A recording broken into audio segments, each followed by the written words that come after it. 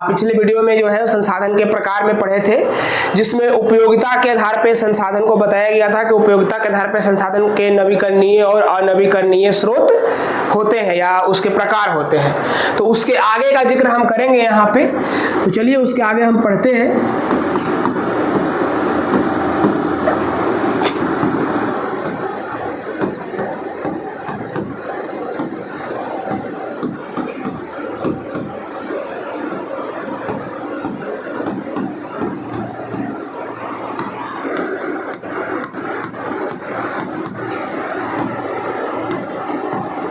संसाधन के प्रकार। तो जब संसाधन के प्रकार में जिक्र करेंगे तो इसमें आता है अगला आपका कि स्वामित्व के आधार पर, स्वामित्व के आधार पर। और स्वामित्व मतलब होता है मालिकाना, यानी कि किसी संसाधन का मालिक कौन है उसके आधार पे जब हम संसाधन को बांटते हैं, यानी कि स्वामित्व के आधार पे बांटते हैं, तो इसमें भी मुख्यतः जो है कि स्वामित्व के आधार पे संसाधन के 4 प्रकार हो जाते हैं। पहला होता है व्यक्तिगत,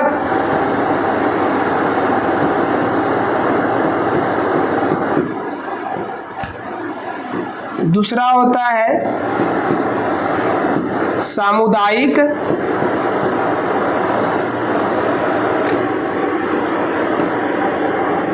तीसरा होता है राष्ट्रीय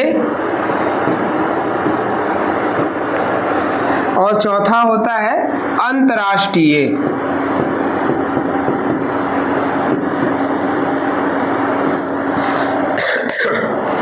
अब व्यक्तिगत संसाधन यानी कि पर्सनल संसाधन, इसको हम लोग जो है वो पर्सनल संसाधन के नाम से, पर्सनल रिसोर्सेज के नाम से भी जाना जाता है। यानी कि संसाधन के वह प्रकार या संसाधन के वैसे इसमें शामिल हैं जिसका उपयोग कोई खास व्यक्ति या उनके परिवार से संबंधित होता है। जो किसी निजी व्यक्ति के हाथ में हो या उनके एक निजी समूह के हाथ में हो, वह संसाधन व्यक्तिगत संसाधन कहलाता है। जैसे किसी का घर, किसी के लिए दुकान, तो इसमें आप लिखोगे कि घर हो गया, फिर दुकान हो गया, उसके बाद जमीन आता है, फिर इसमें कल कारखाने हो जाते हैं। तो ये सभी जो संसाधन है वो क्या है? किन्हीं का चारागाह है कि अपना घर में वो गाय भैंस के चारागाह बनाए हैं। तो ये सभी संसाधन एक व्यक्ति का पर्सनल संसाधन होता है, यानी कि निजी संसाधन होता है, जिसका उपयोग वो खुद के लिए करता है या खुद की जरूरतें पूरा करने के लिए करता है। लेकिन आप एक चीज याद रखिएगा कि व्यक्तिगत संसाधन में जो है वो सरकार को जो है ना टैक्स दिया जाता है कि आप तभी वो चीजें इस्तेमाल कर सकते हैं जब सरकार को टैक्स या कर चुकाते हैं। जैसे अगर व्यक्ति जमीन का मालिक वो खुद होता है, उसकी निजी संपत्ति होती है, लेकिन वो साल में एक बार भू लगान या रसीद देते हैं जमीन का, ताकि वो सरकार को आपको एक छोटी सी कीमत अदा करना पड़ेगा, तभी आप उस चीज का प्रयोग कर सकते हैं। क्योंकि भारत में जितने भी वो चीज है, संसाधन है, जितने भी वस्तुएं हैं, सेवाएं भारत की जमीन के अंदर, वे सभी जो है वो सार्वजनिक संपत्ति या सरकार की या देश की संपत्ति होती है। तो अगर आपको उसका पर्सनल इस्तेमाल करना है, व्यक्तिगत संसाधन के रूप में इस्तेमाल करना है, तो आपको उस पर टैक्स चुकाना पड़ेगा। जैसे इसमें आप अगर वाहन को भी रख सकते हो कि वाहन भी जो है वो क्या है, व्यक्तिगत संसाधन है, कि वाहन जो है किसी व्यक्ति का निजी प्रॉपर्टी होता है। लेकिन वहां में भी रोड टैक्स, टोल टैक्स, अनेक प्रकार के टैक्स चुकाई जाती है। क्योंकि आप सड़क का इस्तेमाल करते हैं वाहन के लिए, तो इसलिए आपको वहां पर टैक्स चुकाना पड़ेगा। तो व्यक्तिगत संसाधन जो है वो उसमें थोड़े से टैक्स लगते हैं, बाकी वो जो होता है वो व्यक्ति अपने पर्सनल इस्तेमाल के लिए प्रयोग करता है। अब आता है सामुदायिक संसाधन। तो सामुदायिक संसाधन में हो गया विद्यालय, अस्पताल,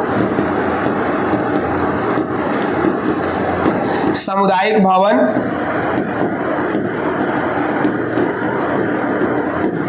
उसके बाद धर्म स्थल,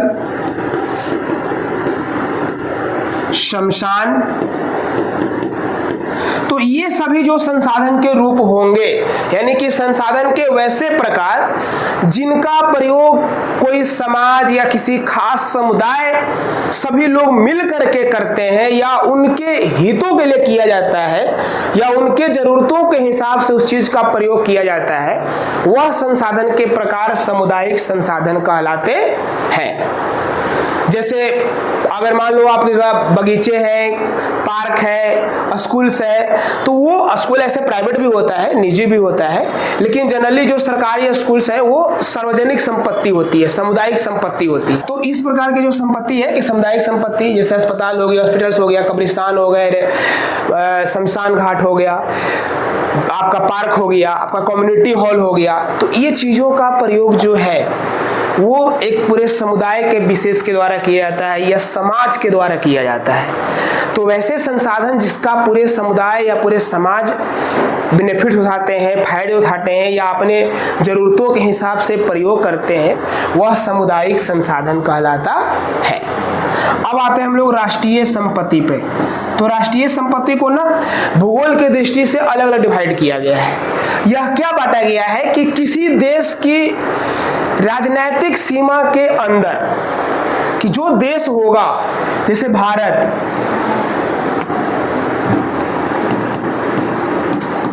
तो भारत के राजनीतिक सीमा के अंदर जितने भी संपत्ति आएंगे, चाहे वो खनिज हो, धातु हो, प्राकृतिक संसाधन का रूप हो या अनेक प्रकार के चीजें हो, उसकी भूमि हो, उसकी जमीन हो, उसके टुकड़े हो, उसका पर्वत हो, पठार हो, यहाँ तक कि जनसंख्या, आबादी, वो भी किसी देश की राष्ट्रीय संपदा कहलाती है या राष्ट्रीय संसाधन कहलाती है। क्योंकि इन सभी का प्रयोग जो है वो सरकार एक समाज के और देश के या लोगों के भलाई के लिए करती है। जैसे अगर मान लीजिए हमारे देश में कोयले के भंडार है, कोयले के खदान है, तो उसका प्रयोग सरकार जो है वो लोगों को बिजली की आवश्यकता पूरी करने के लिए करेगा। लेकिन राष्ट्रीय संसाधन सिर्फ देश की राजनीतिक सीमा के अंदर ही नहीं होता, बल्कि किसी देश की राजनीतिक सीमा से 200 किलोमीटर की दूरी तक का आगे का जो समुद्री क्षेत्र होगा, यानी कि इसको हम समुद्री क्षेत्र कहा जाता है। समुद्री क्षेत्र जैसे किसी देश के अंदर तो उसका है हिस्सा, उसका वो संसाधन है ही, लेकिन देश की राजनीतिक सीमा यानी कि भारत का अगर मान लो इस प्रकार से विस्तार है, तो इस सीमा से जो 200 किलोमीटर आगे का इलाका आएगा, उसके क्षेत्र में जितने भी संसाधन के प्रकार आएंगे या उसके इलाके में वो जितने भी चीजें आएगी, जिसमें मछली पालन करना या जो मालवाहक जहाज होते हैं, पानी के जहाज होते हैं, उनसे टैक्स वसूलना, व्यापार करना या जो है प्राकृतिक गैस या फिर खनिज तेलों के भंडार के लिए खनन करना, उत्खनन करना, खोज करना, तो वे सभी पर जो है वो उस देश का अधिकार होता है। तो किसी देश की राजनीतिक सीमा से 200 किलोमीटर आगे तक का महासागरीय इलाके सहित उस देश की राजनीतिक सीमा के अंदर की सारी संपत्ति या सारे प्रकार के संसाधनों के स्रोत राष्ट्रीय संसाधन कहलाते हैं। इसीलिए जो 200 किलोमीटर आगे का आता है उसे आर्थिक अपमार्जन क्षेत्र कहा जाता है, यानी कि इकोनॉमिकल, कि उसको जो सरकार है वो आर्थिक दृष्टि से विकास करने के लिए प्रयोग में ला सकती है। क्योंकि महासागर जो है वो विशाल होता है और उस पे किसी एक देश का अधिकार नहीं रह सकता। अब आते हैं हम लोग अंतर्राष्ट्रीय संसाधन पे। तो अंतर्राष्ट्रीय संसाधन वह है कि किसी देश की राजनीतिक सीमा के 200 किलोमीटर के बाद का खुला महासागरीय क्षेत्र या वो खुला विशाल महासागरीय क्षेत्र जो किसी भी देश की राजनीतिक सीमा से 200 किलोमीटर के बाद वाले इलाके में नहीं आता है या उसके बाद वो खुला रहता है, जिसकी देख रेख कोई अंतर्राष्ट्रीय संस्थाएं करती है, वह अंतर्राष्ट्रीय संसाधन कहलाता है। या उसका उपयोग जो है वो अंतर्राष्ट्रीय जो संस्थाएं हैं उनके देख रेख में या उनके जो है वो क्रियाकलापों में वो होता है। जैसे अगर मान लो भारत का हिंद महासागर है, तो हिंद महासागर बहुत विशाल इलाका में फैला हुआ है, तो नीचे के क्षेत्र में भारत 200 किलोमीटर तक तो खुद अपने हिसाब से क्षेत्राधिकार कर सकता है प्रयोग, क्योंकि वो राष्ट्रीय संपत्ति के नियम दिया गया है। लेकिन अगर 200 किलोमीटर के बाद अगर भारत को उसमें से कोई चीजें ढूंढनी हो, पता लगाना हो, हाँ एक चीज हो सकता है कि अंतर्राष्ट्रीय संसाधन का आप जो है वो अनुसंधान करने के लिए कोई देश उसका प्रयोग कर सकता है, रिसर्च करने के लिए या उस क्षेत्र में कुछ ढूंढने के लिए।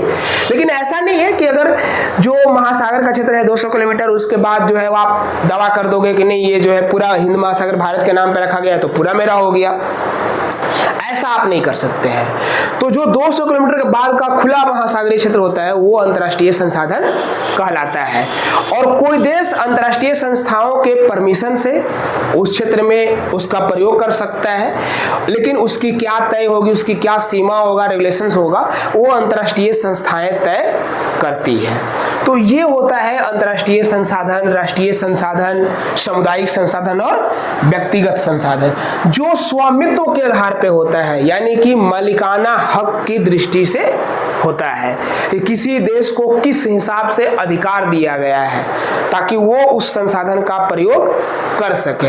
हम एक और जिक्र करेंगे, संसाधन का एक और प्रकार होता है